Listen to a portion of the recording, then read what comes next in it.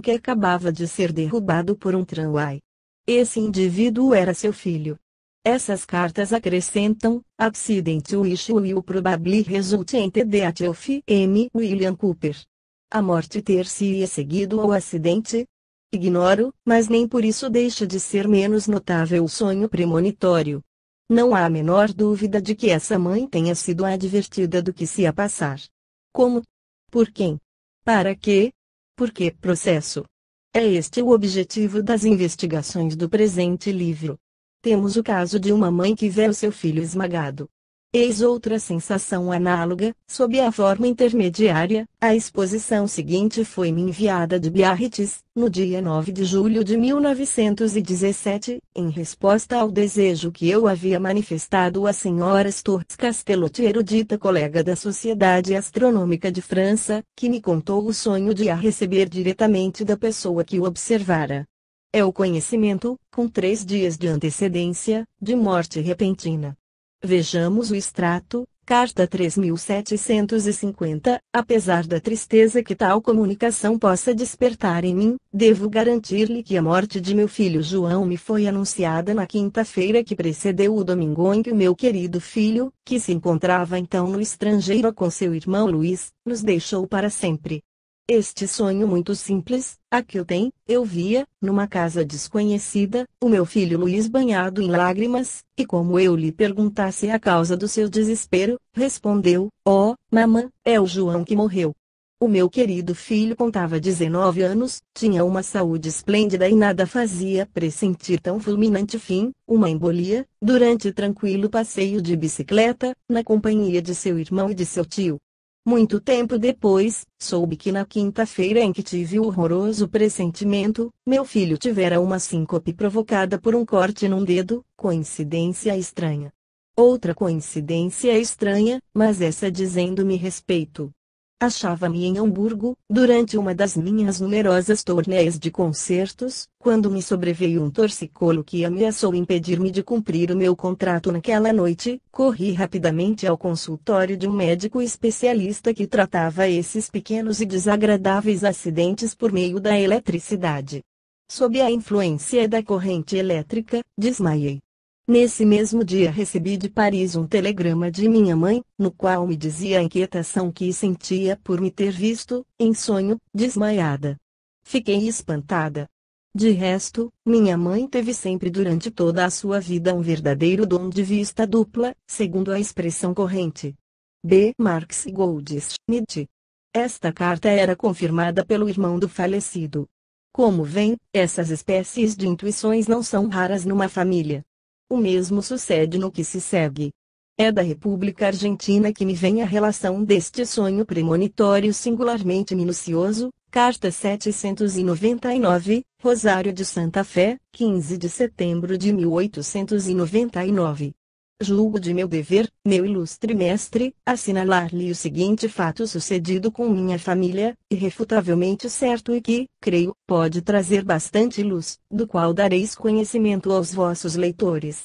Uma das minhas tias-avós era conhecida pelos seus pressentimentos e pela sua vista mental. Em 1868 ela viu em sonho uma cena de interior que era toda uma revelação. Esse quadro representava uma dependência onde uma das suas amigas, a senhora B., sentada numa poltrona, perto de um fogão no qual ardia intenso lume, acariciava uma criancinha que conservava nos braços, enquanto a criada secava os coelhinhos junto ao fogo. Esse sonho foi contado a diversas pessoas, sem que qualquer delas lhe prestasse qualquer atenção, visto que a senhora B., mãe de numerosa família e tendo já passado os 40 anos e não tendo, para mais, nenhum filho desde há 7 anos, não parecia, por isso, suscetível de ter outros. Entretanto, o que então parecia impossível realizou-se 1 ano depois. No dia em que minha tia-avó foi visitar a parturiente para felicitá-la pela sua delivrance, viu, na realidade, o sonho que tivera.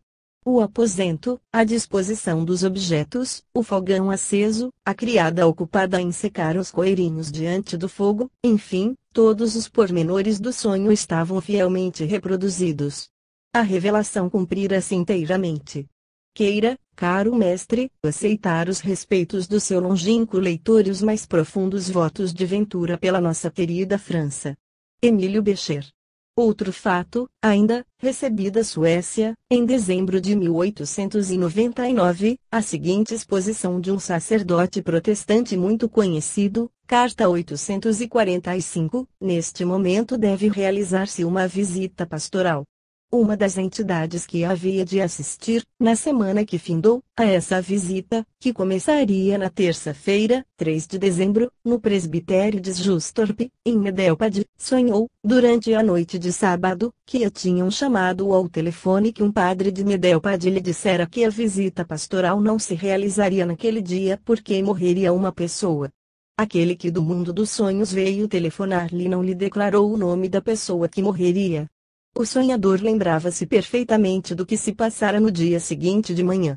E qual não foi a sua estupefação quando, por volta do meio-dia, lhe comunicaram efetivamente pelo telefone que a esposa do bispo havia falecido repentinamente nessa mesma manhã, o que impedia o prelado de proceder à visita. Qual foi o agente desse fenômeno psíquico? A morte? Não é provável. O sacerdote com que, em sonho, se comunicou por um suposto telefone? Talvez. Mas por meio de que corrente mental, por qual assimilação? O próprio pensamento do bispo, irradiando-o ao longe.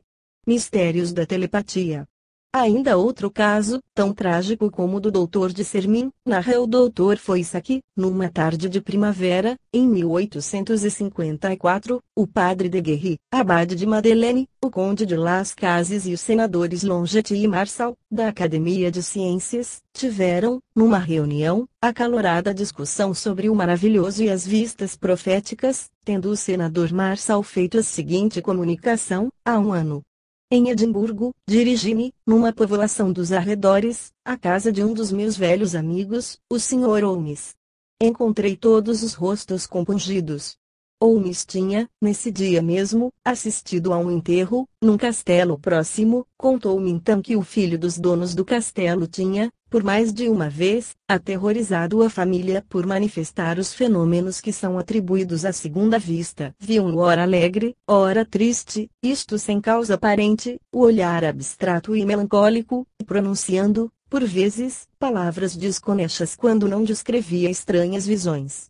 Procuraram, mas inutilmente, combater essa disposição por meio de exercícios violentos e por uma série de estudos variados, para o que se socorreram dos conselhos de hábil médico. Uns 8 dias antes do acontecimento a que me refiro, a família, que se encontrava reunida, viu, de repente, o pequeno William, que apenas contava 12 anos, empalidecer e ficar imóvel. Prestam atenção ao que o pequeno diz e ouvem estas palavras: eu vejo uma criança adormecida, deitada num caixão de veludo e coberta com um pano branco, tendo à volta coroas e flores. Por que razão choram os seus pais? Esta criança sou eu. Convulsionados pelo terror, o pai e a mãe agarraram o filho, cobrindo de beijos e lágrimas. O pequeno voltou então a si, continuando a brincar como antes. A semana não findara ainda, quando a família, assentada à cesta, depois do almoço, procura o pequeno William, que há pouco ali se encontrava. Não o vê e chama-o, nenhuma voz responde. A família, o mordomo, o médico, o capelão, os criados procuram-no, mil gritos de desespero se cruzam, percorrem o parque em todos os sentidos. William tinha desaparecido. Somente 1 hora depois de pesquisas e de angústias é que a criança foi encontrada num lago onde havia caído ao pretender agarrar um barco que o vento tinha afastado da margem. Fez-se tudo, durante algumas horas, para o reanimar. O fatal presságio havia se cumprido. Teremos ocasião, no segundo volume desta obra, saturado de documentos, de voltar a estes fenômenos seguidos de morte. Fiquemos agora por aqui, no estudo dos fatos metapsíquicos, atestando as faculdades transcendentes da alma. Essa criança tinha, sem a menor dúvida, visto o seu caixão. Uma premonição de morte, das mais singulares igualmente, pode ler-se na autobiografia do barão Lázaro Elembach. Ei-la tal qual encontramos nos Anais das Ciências Psíquicas, de 1877, pág. 124. Eu tinha intenção de pedir a colaboração do diretor da seção de Química da Escola de Geologia de Viena, Auer, engenheiro de Minas, para o assunto de algumas investigações que havia feito sobre a cristalização. Já tinha incidentalmente falado com ele sobre isso, visto que o laboratório ficava perto da minha residência e que Auer é conhecido no mundo científico, pode-se mesmo dizer na Europa inteira, como especialista nesse assunto. Adiava sempre a minha visita, até que me resolvi a realizá-la no dia seguinte. Nessa mesma noite sonhei que via um homem pálido e desfalecido, amparado, pelas axilas, por outros 2 homens. Não dei maior importância a esse sonho e, como havia resolvido, dirigi-me à escola de geologia. Como, porém, o laboratório se encontrava num outro ponto do edifício, diferente dos anos anteriores, enganei-me na porta e, encontrando a verdadeira porta fechada, vi, olhando por uma janela, a imagem exata do meu sonho, Auer, que se havia envenenado com cianureto de potássio, amparado por 2 homens que o transportavam para o vestíbulo. Era exatamente como tinha sonhado. O barão Elembach acrescenta aqui as observações seguintes: se eu tenho chegado alguns minutos antes, poderia ter certamente impedido que o suicídio se desse, motivado por preocupações de família e de fortuna, visto que ofereceria ao nova colocação e algum alívio material. Esta circunstância impressionou-me profundamente, e tanto mais quanto compreendi tudo o que vinha de perder sob o ponto de vista das minhas ideias e dos meus projetos, e pensando igualmente que as minhas investigações estavam para sempre interrompidas.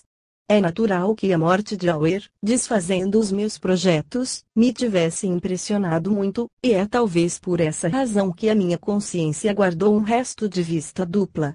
Sob o ponto de vista da telepatia, poder-se-ia julgar que o suicida, tendo provavelmente premeditado esse ato de desespero na noite que o precedeu, provocou o sonho do barão Elembach.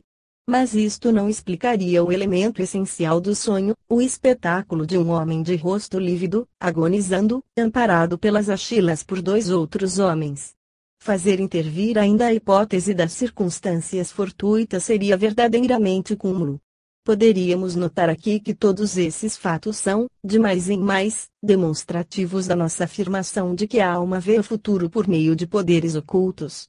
Um outro caso ainda, e não menos comovente, de premonição, foi observado, em 1905, na República de San Marino, um certo Marino Tonelli, de 27 anos, negociante de ovos, percorria, nessa qualidade, os mercados dos arredores, entre os quais o de Rimini. Na tarde de 13 de junho, encontrando-se nesta última localidade, entrou demasiadamente nas bebidas, o que nele era para admirar. Regressou depois à casa na carroça em que transportava os cestos dos ovos, felizmente vazios.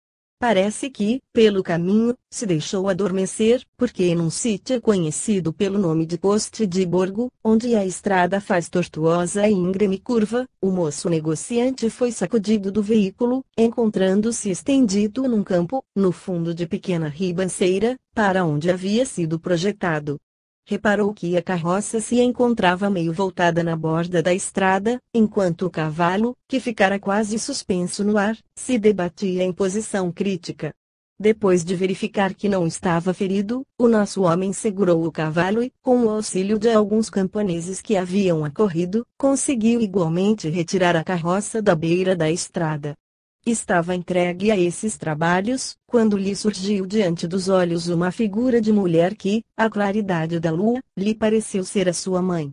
Grande espanto do negociante, que não pode duvidar de que assim fosse, ao ouvir a sua voz adorada e ao sentir-se abraçado por sua velha mãe que chorava de alegria ao perguntar-lhe se não se achava ferido, acrescentando: "Eu tinha te visto. Tua mulher e os 2 pequenos dormiam já." Eu, porém, sentia um mal-estar, uma agitação extraordinária que não conseguia explicar. De repente, vi aparecer diante de mim este caminho, exatamente o mesmo sítio com a ribanceira de um dos lados, vi a carroça voltar-se e seres precipitado no campo. Chamavas por quem te acudisse e parecias morrer. Esta última circunstância não é, Deus louvado, exata, mas o resto é tal como vi. Por fim experimentei um desejo irresistível de vir aqui, e sem acordar pessoa alguma, e reagindo contra o medo que me causava a solidão, a treva e a tempestade, vim até aqui, depois de caminhar 4 quilômetros, e teria andado 1000 para vir ao teu socorro. O redator do Mensageiro, que publicou esta exposição, termina dizendo: tal é o fato exato que recolhi dos lábios ainda trêmulos de comoção dessa boa gente. Em seguida a essa notícia, publicada no Mensageiro, foi feito um inquérito pelo professor A. Francisci, no qual pedi para submeter os heróis desta aventura a pequeno questionário destinado a esclarecer certos pontos que a notícia do jornal deixara na sombra. Eis as perguntas, como as respostas que lhe foram feitas. Primeiro foi o primeiro acidente em viagem que sucedeu a L. Tonelli, sobretudo nestes últimos tempos. Resposta: sim. Segundo, o local chamado Poste de Borgo é o único ponto perigoso da estrada. É pelo menos o mais perigoso de todos. Nas estradas que o Sr. Tonelli percorre geralmente, no regresso dos mercados, há outros sítios igualmente perigosos. Resposta: nessa estrada há outros sítios bem mais perigosos, assim como em outros caminhos que o Sr. Tonelli percorre habitualmente. Terceiro, quando a Sra. Maria Tonelli começou a sentir-se inquieta, tinha já passado a hora acostumada do regresso de seu filho. Tinha, pelo menos, passado, quando ela se decidiu a dirigir-se ao local. Resposta: a hora habitual tinha passado havia pouco. Quarto, a inquietação da mãe e a visão do acidente não se produziram quando Tonelli tinha já sido projetado fora do carro. Resposta: a inquietação da mãe precedeu de algumas horas a visão do acidente, sucedendo-se este 3/4 de hora depois da visão, de maneira que deu tempo a que ela percorresse a pé os 4 quilômetros que separam a casa deles do sítio conhecido por Poste de Borgo. Quinto, recorda-se Tonelli de ter pensado em sua mãe no momento do acidente? Resposta: ele garante que pensou nela com grande enternecimento, assim como em todos os membros da família, mas principalmente em sua mãe. Sexto, nenhum outro fato anormal suceder à Sra. Tonelli ou a seu filho. Resposta: não. Esta confrontação, feita pelo professor Francisci, estabelece, fora de qualquer suspeita, a autenticidade do ocorrido, que se aproxima muito daquele que há pouco acabamos de relatar. Essa visão de acidente antes de ele se ter dado é uma visão do espírito da mãe. O que acima relatamos, da criança vendo o seu caixão, é uma espécie de pressentimento pessoal. Recordei anteriormente, Capitão Yves, o pressentimento do astrônomo Delaunay, que foi diretor do Observatório de Paris numa interinidade, 1870-1872, e que morreu afogado na Baía de Cherburgo, aonde fora contra sua vontade, e fiz seguir esta recordação da irmã de Arsênio Oussai, arrebatada por uma vaga na margem de Pemachi-H. Eis um caso da mesma ordem, ainda mais significativo e mais notável como precisão. O barão José Kroenhelm, de Podólia, Rússia, redigiu a seguinte narrativa sobre a morte de um alto funcionário do Ministério da Marinha Russa, caso sucedido no mês de junho de 1855, em seguida a colisão entre dois navios, no Mar Negro, no começo do ano de 1855. A senhora Lukowski foi despertada uma noite pelos gemidos que seu marido soltava enquanto dormia, gritando conjuntamente: socorro! Acudam-me, debatendo-se ao mesmo tempo com os movimentos de uma pessoa que está prestes a afogar-se. Ele sonhava com terrível catástrofe no mar e, despertando, contou que se julgara a bordo de grande vapor que rapidamente se afundara, em seguida a ter abauroado com outro. Lançara-se ao mar, sendo engolido pelas ondas. Depois de contar o sonho que tivera, exclamou: estou agora convencido de que morrerei tragado pelo mar. E tal foi a sua convicção que começou imediatamente a pôr os seus negócios em ordem, como homem consciente de ter os seus dias contados. Tinham-se passado 2 meses e a impressão do sonho começava a dissipar-se, quando recebeu uma ordem do ministério para partir com todos os seus subordinados para um porto do Mar Negro. No momento de despedir-se de sua mulher, na estação de Petrogrado, Lukowski disse-lhe: lembras-te do meu sonho? Por que me perguntas? É porque tenho a certeza de que não voltarei mais e de que nunca mais nos veremos. A senhora Lukowski esforçou-se por tranquilizá-lo, mas ele, com acentuação de profunda tristeza, acrescentou: podes dizer o que quiseres, a minha convicção não mudará. Sinto que o meu fim está próximo e que nada poderá impedir que isso suceda. Sim. Eu vejo o porto, o navio, o momento da colisão, o pânico a bordo, a minha morte. Tudo surge aos meus olhos. E, depois de curta pausa, ajuntou: quando receberes o telegrama com a notícia da minha morte e tiveres de tomar luto, peço-te não pôres sobre o rosto o véu comprido, que detesto. Sem poder responder, a senhora Lukowski desatou a chorar. O silvo da locomotiva anunciou o sinal da partida. Lukowski abraçou ternamente sua mulher, enquanto o comboio se punha em movimento. Depois de 2 semanas de extrema inquietação, a senhora Lukowski soube, pelos jornais, que uma catástrofe entre 2 vapores, o Vladimir e o Sireus, acabava de dar-se no Mar Negro. Cheia de inquietação, enviou um telegrama ao almirante Zelenoy, em Odessa, pedindo notícias. A resposta não se fez esperar. Não temos até agora nenhuma informação de seu marido, mas não há dúvida de que ele se encontrava a bordo do Vladimir.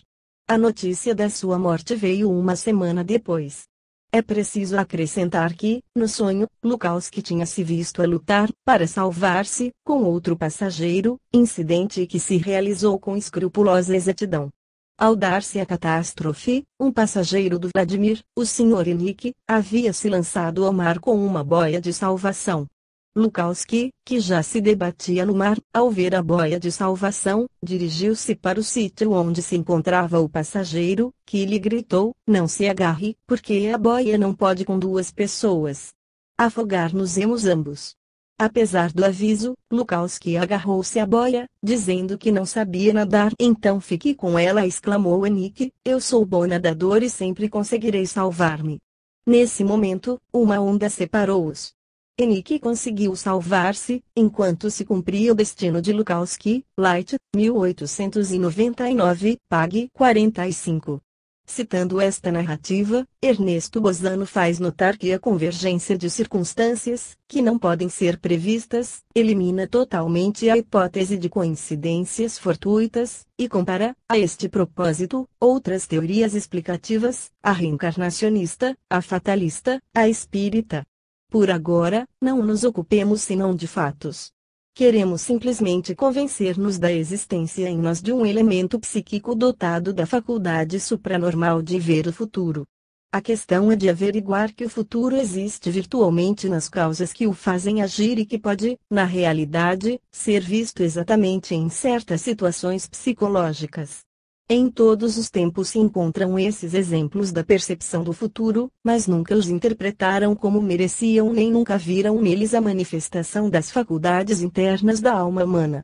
Eis um exemplo, pouco conhecido, do famoso Capitão Montluc, e que se pode ler no final do livro dos seus comentários. Sabe-se que ele recebeu o bastão do Marechal de França e ainda se não esqueceu que Henrique II ficou mortalmente ferido em 1559, num torneio contra Montgomery. Montluc conta assim a sua visão: na véspera do torneio, à noite, durante o meu primeiro sono, sonhei que via o rei assentado no seu trono com o rosto coberto de gotas de sangue. Parecia-me que era assim que pintaram Jesus Cristo quando os judeus lhe puseram a coroa de espinhos e que ele conservava as mãos erguidas. Olhei-o, via-lhe apenas a face e não podia descobrir o seu sofrimento nem ver outra coisa mais do que sangue no rosto. Parecia-me ouvir dizer a uns: ele está morto, e a outros: ainda não morreu.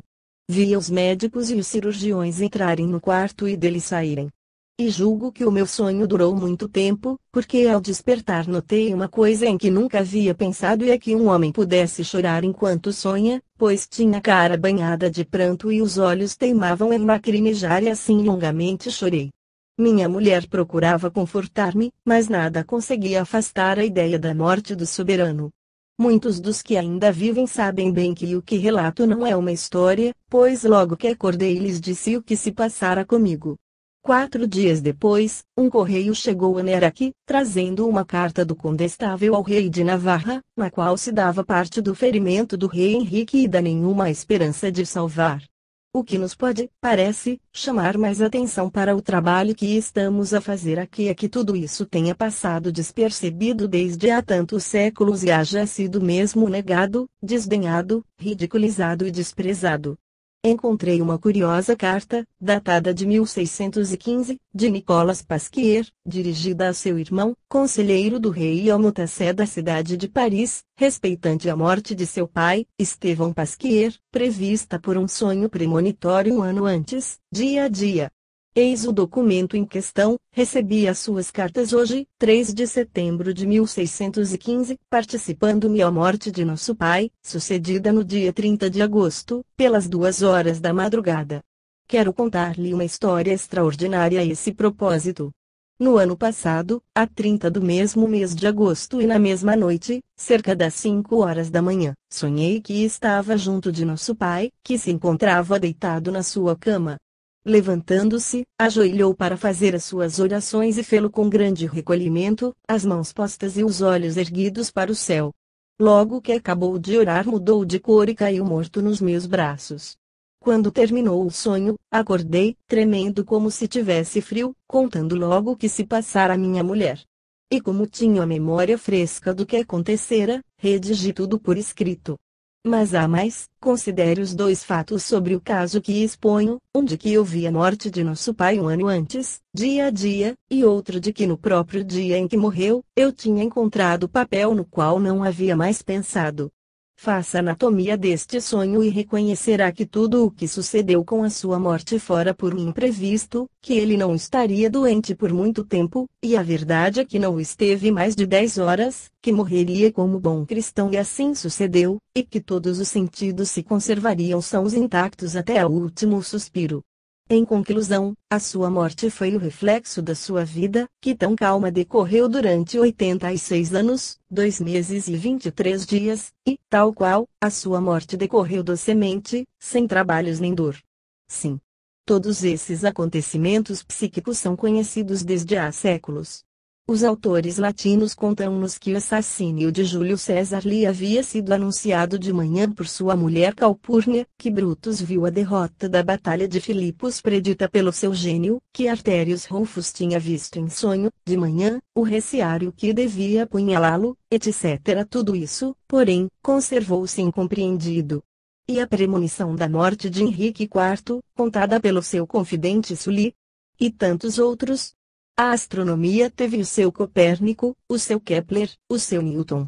As ciências psíquicas não tiveram ainda senão o seu Hiparco, o seu Ptolomeu, o seu Aristarco, elas esperam ainda o seu Copérnico. Basta ler-se para se encontrar um pouco por toda parte essas observações que só agora tomamos a sério. Um dos sábios mais profundos e mais originais do século XVII, Pedro Gassendi, amigo de Galileu e de Peireste, dá parte do seguinte sonho premonitório: Peireste partiu um dia para Nimes com um amigo, um certo Rainier.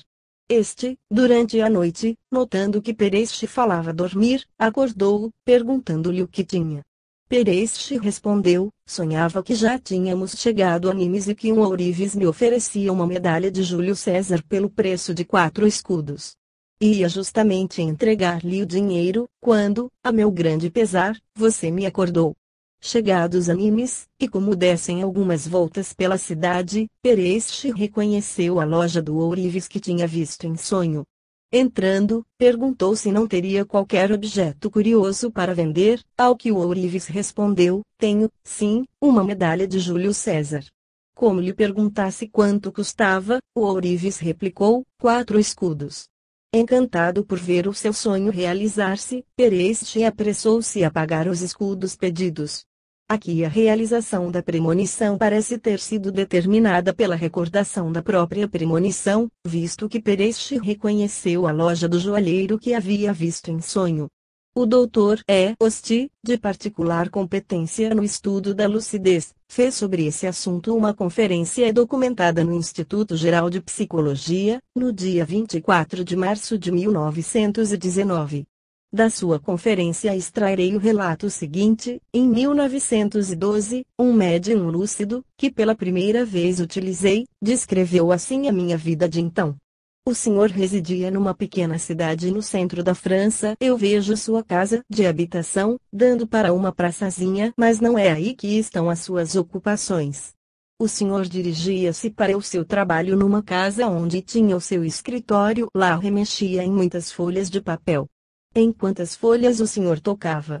Trazem-vos outras mais de um gabinete ao lado do vosso, onde se encontram várias pessoas a escrever. É uma perpétua ida e vinda entre o compartimento onde estão e o vosso. O senhor, depois de olhar para as folhas que lhe trazem, torna-as a entregar. Outras pessoas de fora vêm também trazer papéis. O senhor toma-os, escreve neles e torna a entregá-los. Em quantas folhas o senhor toca? Quanta papelada! Tudo isso era falso. A minha existência, então, limitava-se, em grande parte, à prática da medicina pura, e também ao meu trabalho pessoal sobre psicologia. Tudo isso se torna verdadeiro a partir de agosto de 1914. Médico-chefe do hospital em Vierson durante os 2 primeiros anos de guerra, a visão fragmentária do caso exposto transformou-se num aspecto, direi mesmo, no aspecto principal, característico de minha vida cotidiana. Eu fiquei submergido pela papelada burocrática. Essa percepção do futuro apresentava-se tão clara e precisa como uma janela aberta sobre uma cena futura. É de notar que essas percepções individuais são bastante frequentes, enquanto os acontecimentos gerais, e, nomeadamente, a espantosa catástrofe social da Guerra Alemã de 1914 a 1918 não tivessem sido objeto de qualquer previsão característica desse gênero, do que poderia inferir-se que se trata unicamente de sensações de alma para alma. O meu laborioso e muito saudoso amigo, o Dr. Moutin, que fez, em minha casa, em 1889, notáveis experiências de magnetismo, das quais terei ocasião de falar mais adiante, ocupou-se, em 1903, de estudos analíticos sobre o espiritismo, entre os quais podemos notar o singular anúncio que segue, numa sessão que se realizou em 19 de agosto, da qual ele guardou os respectivos autos conforme o seu excelente costume. Um espírito manifestou-se por meio de uma mesa, afirmando ser uma senhora de nome Hermância V., recentemente falecida. O doutor conhecia de longa data essa senhora e o marido. A declaração seguinte da senhora Hermância deixou-o completamente espantado: meu marido vai casar-se novamente em setembro próximo. Antes do seu casamento, há de vir a Paris, mas não terá tempo de visitar. O que me diz é impossível.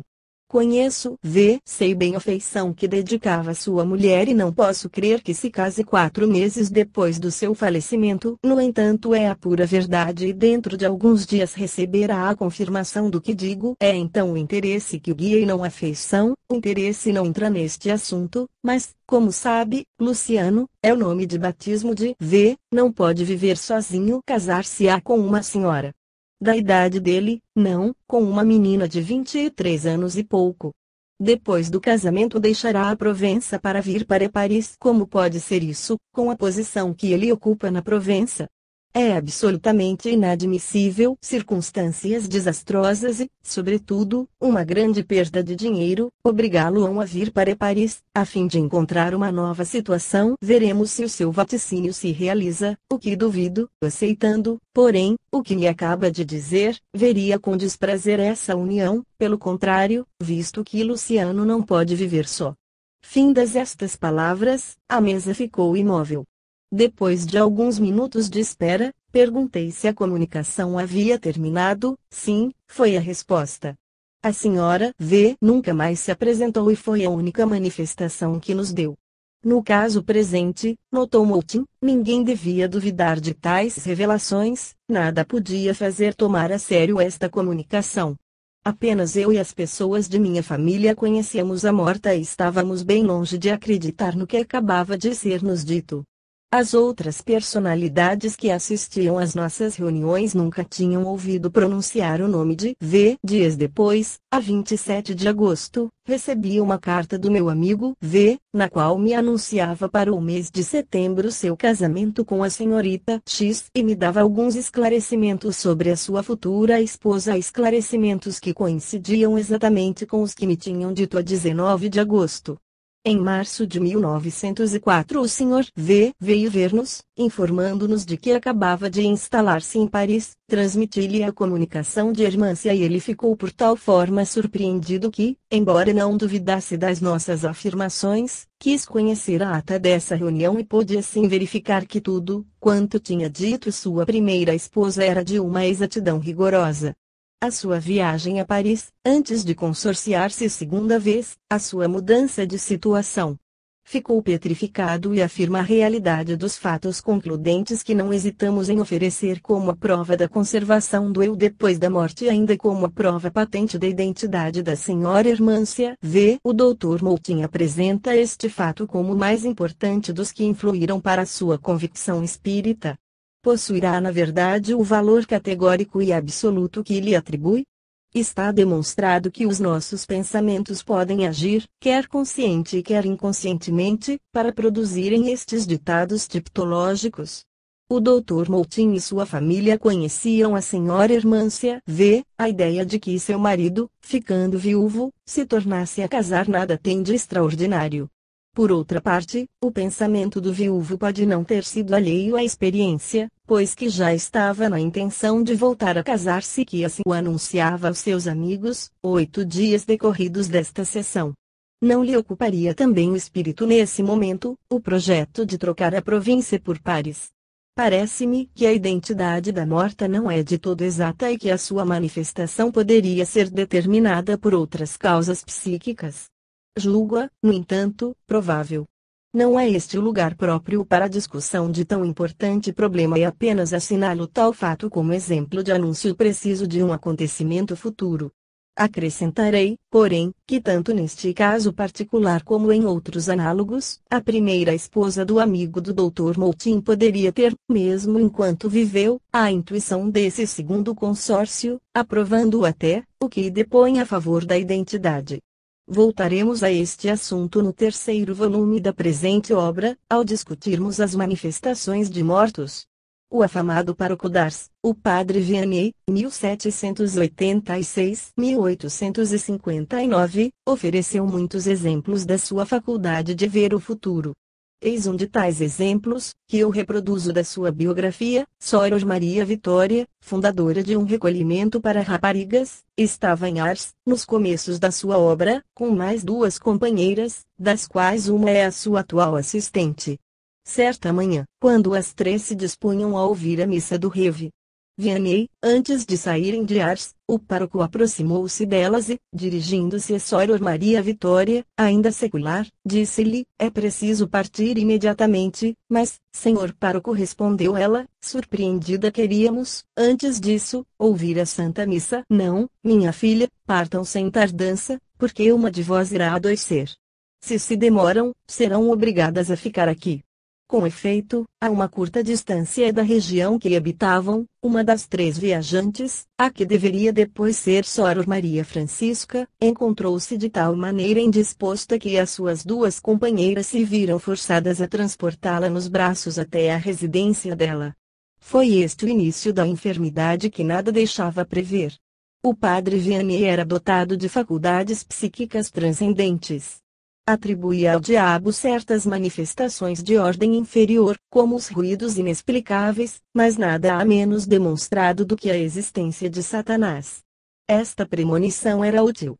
Na maior parte dos casos, as premonições não servem para nada e nada a evitam. Eis aqui uma, no entanto, que salvou a vida de uma criança. A Sociedade Inglesa de Investigações Psíquicas relatou, entre outras, uma advertência muito precisa de visão do futuro, salvando a vida de uma pequenita que ia brincar num sítio próximo do caminho de ferro de Edimburgo, onde a queda de uma locomotiva matou 3 homens e teria esmagado também a criança. A propósito desse curioso salvamento, a mãe escreve o seguinte: "Tinha dito à minha filha que das 3 para as 4 horas lhe concedia a liberdade de ir passear, e, como estava só, aconselhei a dirigir-se ao jardim do caminho de ferro, nome que ela dava a uma estreita faixa de terreno entre o mar e a via férrea. Poucos minutos depois da sua partida, ouvi distintamente uma voz interior que me observada, manda buscar sem demora, ou suceder-lhe a alguma coisa terrível." Imaginei que se tratava de estranha autossugestão e a mim mesma perguntei o que, na realidade, poderia acontecer-lhe num tão lindo dia e não a mandei procurar. Passado um momento, contudo, a mesma voz recomeçou a falar-me com palavras idênticas, mas mais imperiosamente. Resisti ainda e dei tratos à imaginação para adivinhar o que poderia ter acontecido à criança. Pensei no encontro de um cão raivoso, mas isto era de tal modo improvável que seria absurdo chamá-la sob tal pretexto, e, se bem que principiasse a sentir-me inquieta, decidi nada fazer, tentando pensar noutra coisa, o que consegui, durante instantes, mas, em breve, a voz renovava sua insinuação. Em idênticos termos, manda buscá-la imediatamente ou suceder-lhe-á alguma coisa terrível. Ao mesmo tempo, fui assaltada por violenta tremura e por uma impressão de intenso pavor. Levantei-me bruscamente, toquei a campainha e ordenei à criada que fosse procurar, sem a menor delonga, a minha filha, repetindo automaticamente as palavras da insinuação, de outra forma, suceder-lhe-á alguma coisa terrível. Ao cabo de um quarto de hora, a serva aparecia com a criança que, desapontada por eu a mandar buscar tão depressa, me perguntou se eu pretendia retê-la em casa durante todo o dia. Não respondi. E se me prometes que não vais para o jardim do Caminho de Ferro, podes ir para onde quiseres, por exemplo, para a casa do teu tio, onde brincarás com os teus priminhos, no quintal. Pensei que, entre essas quatro paredes, ela estaria em segurança, porque, embora minha filha tivesse regressado sã e salva, eu sentia nitidamente que, no ponto em que permanecia anteriormente, o perigo continuava a existir e desejava impedir que para lá voltasse. Ora, foi precisamente nessa altura que a locomotiva e tender descarrilaram, destruindo os parapeitos e indo despedaçar-se contra os próprios rochedos onde a pequenita costumava sentar-se. Esse salvamento extraordinário foi confirmado pelos depoimentos da família e dos vizinhos. Ocorreu no mês de julho de 1860 e publicou-se no Jornal da Sociedade de Investigações Psíquicas, T.V., março de 1897. Também eu o publiquei na revista, em maio de 1912. A sua exatidão é insofismável. Acrescentar-lhe-ei, com Bozano, uma premonição não menos notável que salvou a vida de toda uma família e igualmente produzida por via misteriosa. É reproduzida no Jornal da Sociedade de Investigações Psíquicas, T.I. Pag. 283. O capitão McGowan narrou ao professor Barrett o seguinte fato ocorrido com ele, em janeiro de 1877, encontrando-me em Brooklyn, com meus dois filhos ainda muito crianças, e que estavam em férias. Prometi-lhes que em determinada noite os levaria ao teatro. Na véspera dessa noite fui escolher os 3 lugares e comprar os bilhetes. Na manhã do dia fixado para irmos assistir ao espetáculo, comecei a ouvir uma voz interior que me dizia com insistência: não vais ao teatro, leva os teus filhos para o colégio. Apesar dos esforços que empreguei para me distrair, não podia impedir essa voz de continuar a repetir as mesmas frases, num tom mais imperioso que anteriormente. A coisa chegou a tal ponto que, pelo meio-dia, decidi-me a informar tanto os meus amigos como os meus filhos de que não devíamos ir ao teatro. Os meus amigos admoestaram-me por essa decisão, observando-me que era cruel privar as crianças de diversão tão nova para eles, e tão impacientemente esperada. Depois da promessa formal que lhes fizera, isto levou-me, ainda, a mudar de resolução.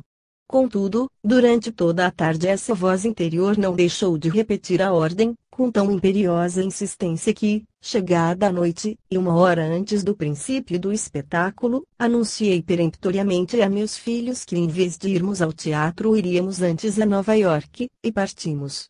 Ora, sucedeu que, nessa mesma noite, o teatro foi inteiramente destruído por um incêndio, morrendo queimadas pelas chamas 305 pessoas.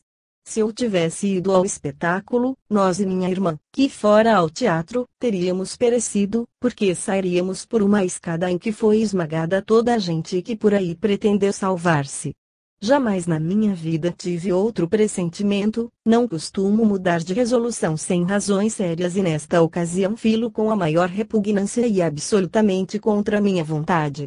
Qual foi, pois, a causa que me forçou, contra o meu próprio desejo, a não ir ao teatro depois de ter pago os 3 bilhetes e na boa disposição de passar a noite agradavelmente.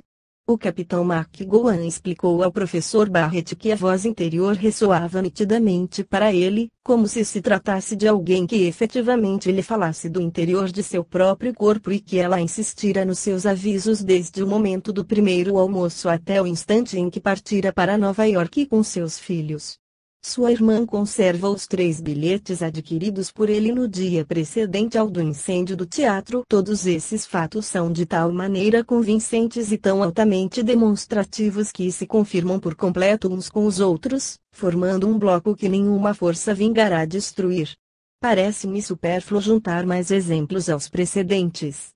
No entanto, existem outros tão típicos que seria lamentável não os recordar, para fixar inteiramente a sensação da verdade nos espíritos mais recalcitrantes.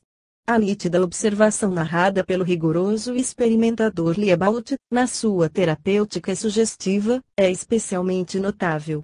O sábio médico de Nancy conta que a 7 de janeiro de 1886, pelas 4 horas da tarde, segundo seu canhenho diário autêntico, um dos seus clientes, o Sr. de C.H., foi consultá-lo, num estado de nervosismo bem compreensível. Vejamos a história. 6 anos antes, a 26 de dezembro de 1879, passeando numa rua, esse moço vira escritas numa porta estas palavras: Senhora Lenormand, nigromante. Espicaçado pela curiosidade, entrara. Examinando-lhe a mão, a profetisa dissera-lhe: dentro de 1 ano, contado dia a dia, perderá seu pai. Em breve será soldado, tinha então 19 anos, não se conservará durante muito tempo nas fileiras. Casará novo. Do seu casamento nascerão 2 filhos. Morrerá aos 26 anos. Esta profecia assombrosa, que o Sr. de C.H. confiou a alguns amigos e a várias pessoas de sua família, não foi por ele tomada a sério a princípio, mas, seu pai morria 27 de dezembro de 1880, ao cabo de curta enfermidade justamente 1 ano depois da entrevista com a nigromante, e essa desgraça arrefeceu um pouco a sua incredulidade. Quando chamado à vida militar, passados 7 meses somente, e quando, casado pouco tempo depois, foi pai de 2 filhos, próximo a atingir os seus 26 anos, sentiu-se abalado definitivamente pelo medo, julgando que poucos dias de vida lhe restavam.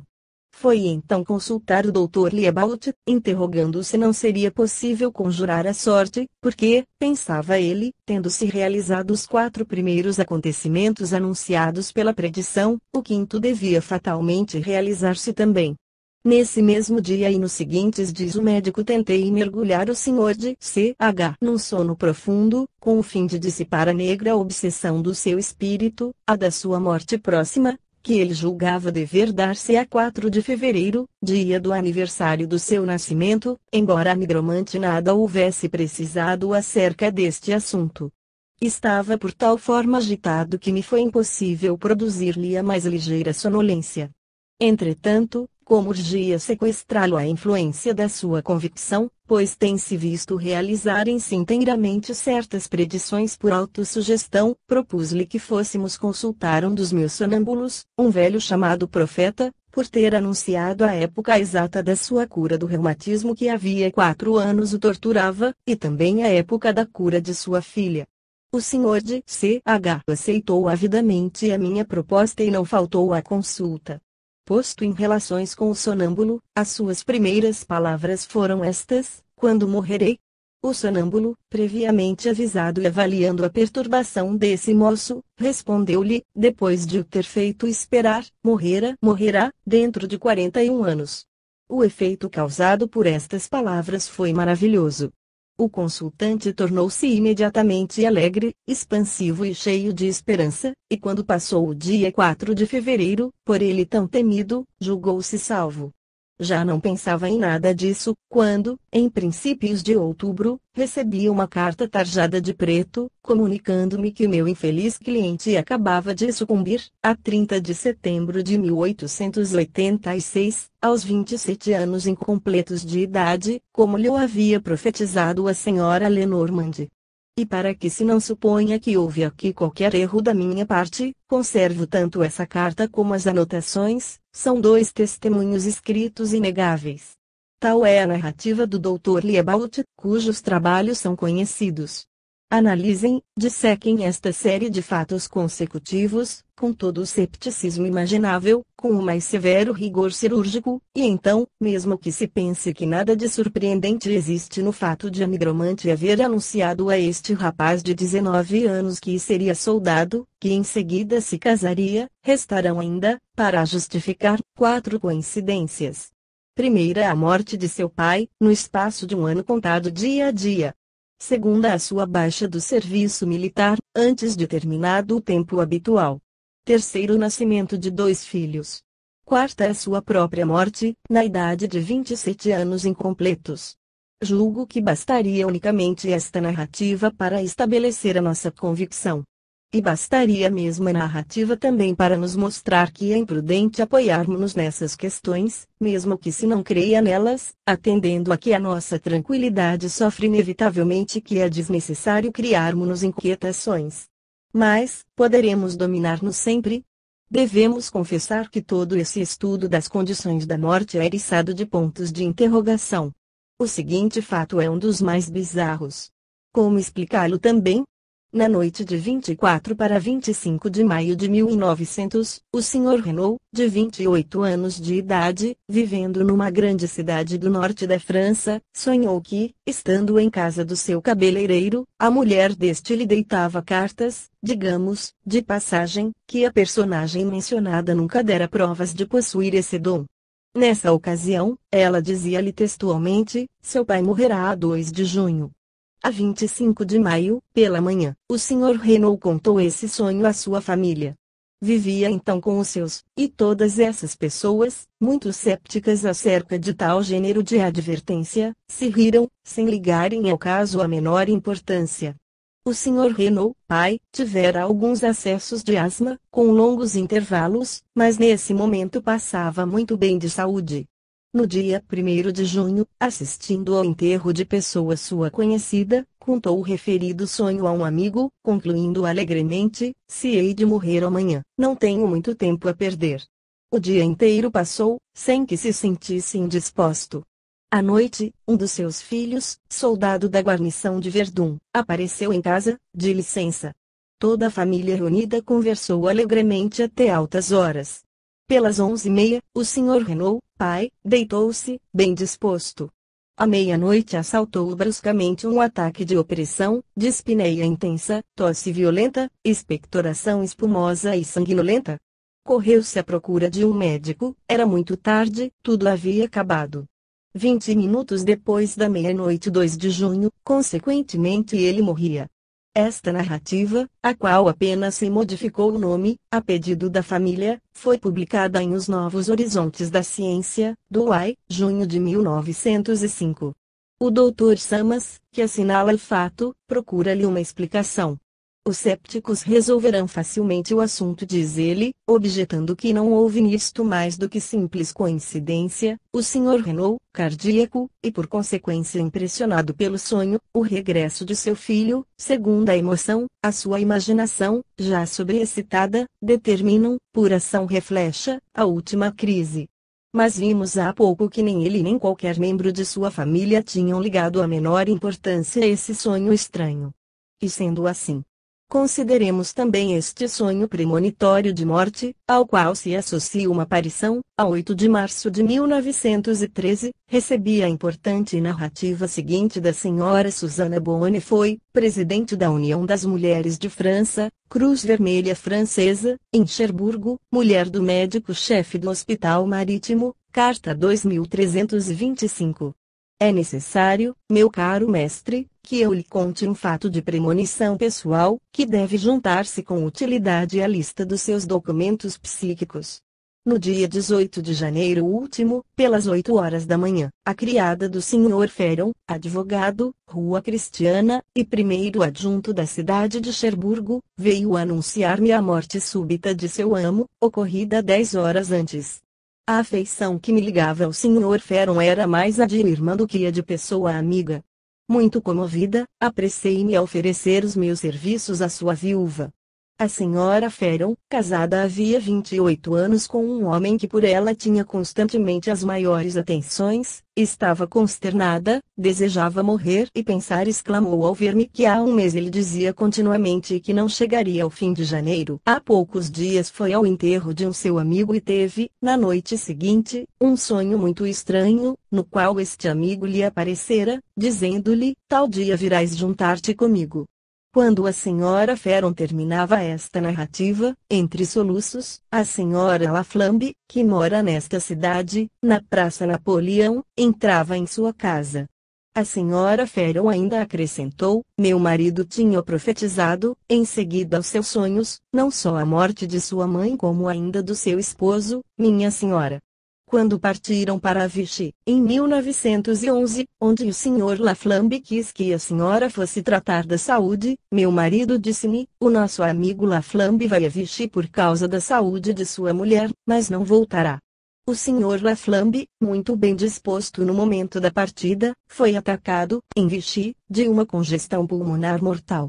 Ao regressar dessa visita que eu lhe conto muito simplesmente, deparou-se-me a criada e perguntei-lhe, é verdade ter o Sr. Feron estado ainda ontem de tarde na Mairie, gozando boa saúde e não pensando em morrer tão cedo? Oh, senhora, respondeu ela, o Sr. Feron dizia-nos, pelo contrário, ter sonhado que não chegaria ao fim de janeiro e parecia muito impressionado por isso. O Sr. Feron sentiu-se subitamente enfermo, ao passar na rua, e sucumbiu meia hora depois, levado por uma embolia do coração. Muito estimado em Cherburgo, possuía bela fortuna, excelente saúde e tudo lhe sorria na vida. Ontem, 5 de março, conversei de novo com a senhora Feron, acerca desta singular premonição. Disse-me que seu marido estava persuadido de ter vivido já uma outra existência diferente desta. Susana Boni foi Rua de La Palle, 13, Cherburgo. Encontrando-me em Cherburgo, em setembro de 1914, o senhor e a senhora de Boni confirmaram-me este caso tão curioso, e tive dele, além disso, uma confirmação independente espontânea pelo senhor Biard, diretor do Despertar da Mancha, a quem a morte súbita do adjunto do Maire de Cherburgo impressionara e que não ignorava as circunstâncias em que ocorrera. Esses fatos existem. De nada serviria negá-los. Devem, pelo contrário, servir para elucidar-nos. Eis aqui um outro caso da mesma natureza. O Sr. Urlai, negociante em Pont-Aldemar, Eure, escrevia-me, a 13 de abril de 1918, carta 4024, que o Dr. Castara vira, uma noite, um homem afastar os cortinados do seu leito e anunciar-lhe, primeiro uma bela situação, e segundo a sua morte aos 40 anos, que, na data anunciada, reuniu seus amigos a um grande jantar, fazendo parte dos convivas seu avô e sua avó, felicitando-se pela terminação do prazo do pesadelo, e que, à meia-noite, foi acometido por uma forte dor de dentes e caiu morto.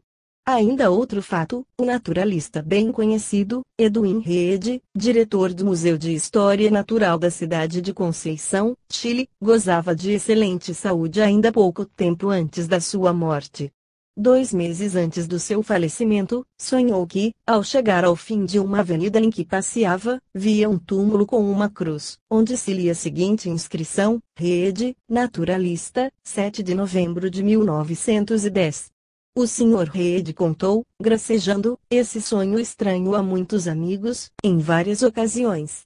Pouco tempo depois a senhora de R., nora do Sr. Reed, que residia em Mendoza, sonhou, uma noite, no momento em que se preparava para festejar o aniversário do seu casamento, que passaria no mesmo dia 7 de novembro, que todos os presentes, que nessa data lhe ofereciam, eram coroas funerárias. Ora, o Sr. Reed faleceu a 7 de novembro de 1910. Nos dias que precederam a sua morte, lembrava aos que o cercavam a data anunciada, sem parecer ligar a isso a menor importância. Poderia mencionar numerosos casos análogos, probatórios todos de que o futuro pode ser visto. Não é esse, porém, o intuito deste livro, e eu já lhes consagrei um volume especial que será brevemente publicado. Os exemplos que se acabam de ler são mais que suficientes para este capítulo, destinado simples e expressamente a assinalar, como os antecedentes, a existência de faculdades da alma independentes do exercício dos sentidos materiais. Não seriam mais nitidamente provadas tais faculdades se eu juntasse outros depoimentos aos que aí ficam. Julgo que o leitor atento destas páginas não pode duvidar da existência da alma e das suas faculdades puramente psíquicas. Antes do conhecimento da telepatia, nos séculos passados, essas espécies de advertências eram atribuídas aos anjos, aos demônios e, há 50 anos, aos espíritos desencarnados. Hoje podemos pensar que há transmissão telepática de cérebro para cérebro, que as ondas cerebrais transpõem as distâncias. É possível. Mas é possível também que a ciência futura sorria das nossas teorias atuais, como sorrimos das antigas. Seja qual for a explicação, os sonhos premonitórios, as visões do futuro por processos diversos são autênticos.